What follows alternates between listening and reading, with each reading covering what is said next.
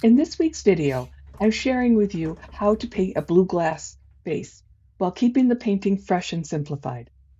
Glass can be one of the easiest subjects to overwork in watercolor, and it's just so easy to want to paint every reflection that you see.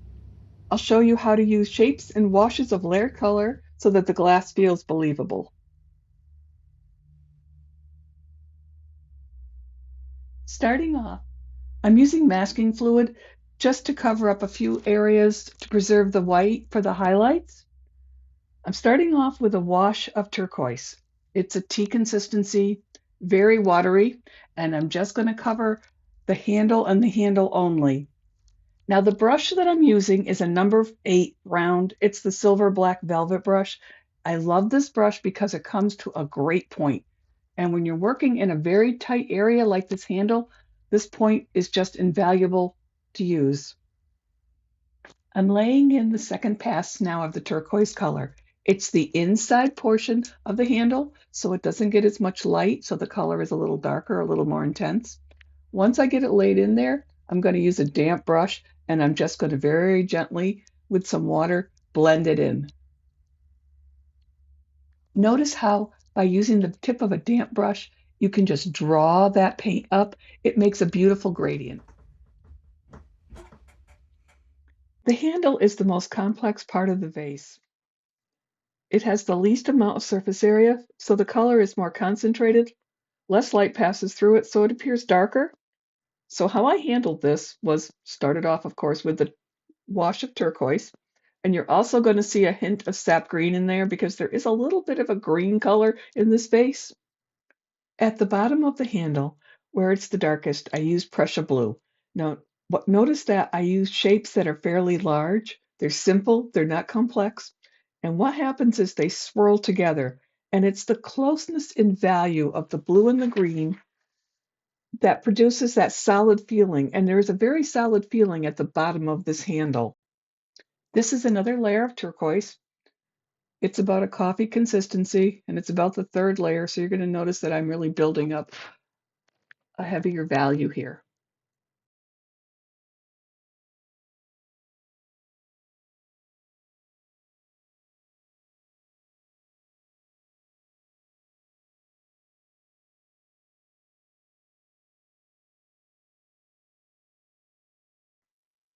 I'm laying in shapes now, and you're going to notice they are very simple shapes, one next to another.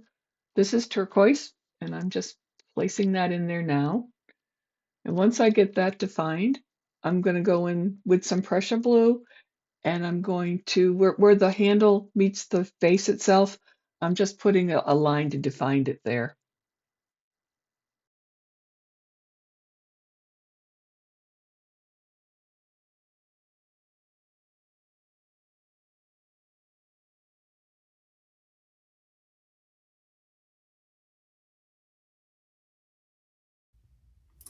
In order to get the rich color that builds up at the bottom of the handle, and then the very gentle highlights that were there, I worked in a two-part system. So what I did was I very gently built up layers.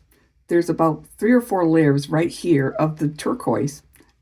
And then next to that, I left some white area. And where this white area is, what I did was a very light coat of turquoise, let that dry. And then on top of that, I placed sap green. That color, very light color, juxtaposed next to the dark, just kind of gives you that feeling of light, a little bit of light passing through a much darker color. I'm treating the bottom of the vase just like much of the handle. There's not a lot of light passing through it.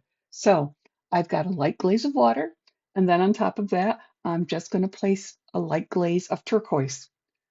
Once that dries, I'm just going to go back in and strategically place a couple shadowy areas of the Prussian blue.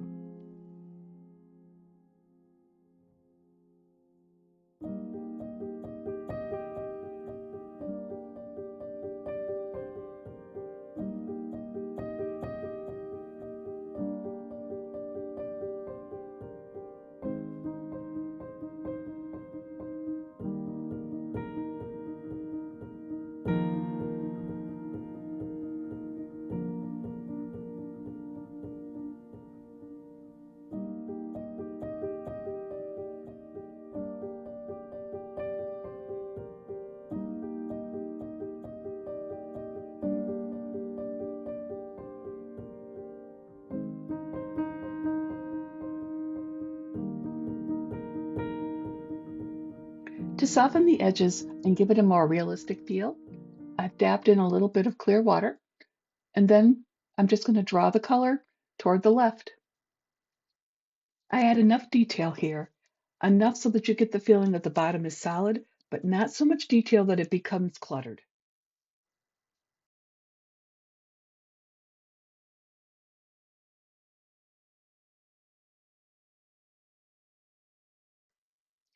We're finally at the phase now where we're going to start pulling things together.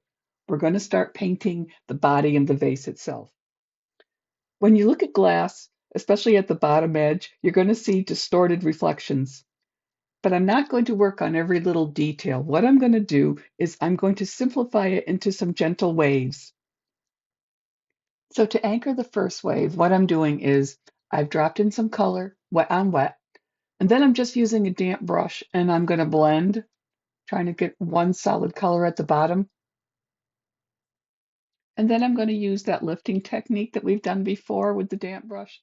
I'm just removing some of the color right at the bottom where the clearer glass meets the heavier bottom. And then right at the very tip of the wave, I'm dropping in a little more color because I'm going to make it darker at the top.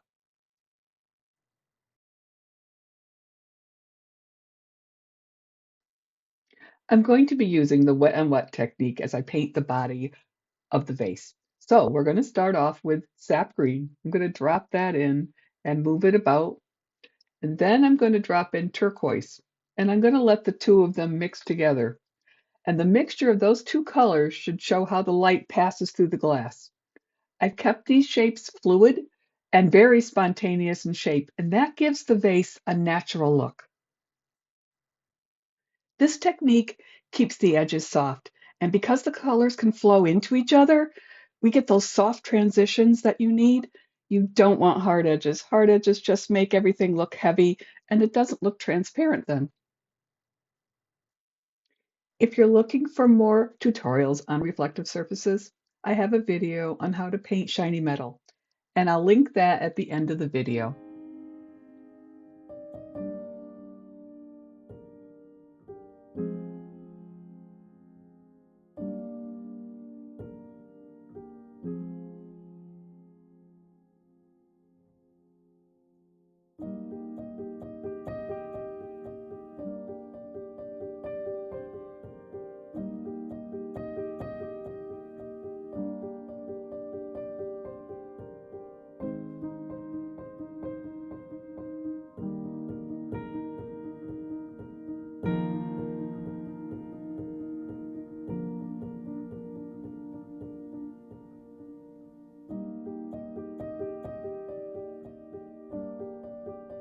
As we finish up the vase, I want to talk to you about the two different techniques that we've used and how they come together. The handle, which was painted in a more structured approach, used the layered shapes, those larger shapes, to build darker values and the very subtle highlights. And then on the body, I had a much more fluid approach. I allowed the green and the turquoise to mix together, and they made those distorted shapes and suggested the transparent glass. And then we had the masking fluid, and once that was removed, the white of the paper becomes that final highlight. It's like little sparkles, not too overdone, just enough.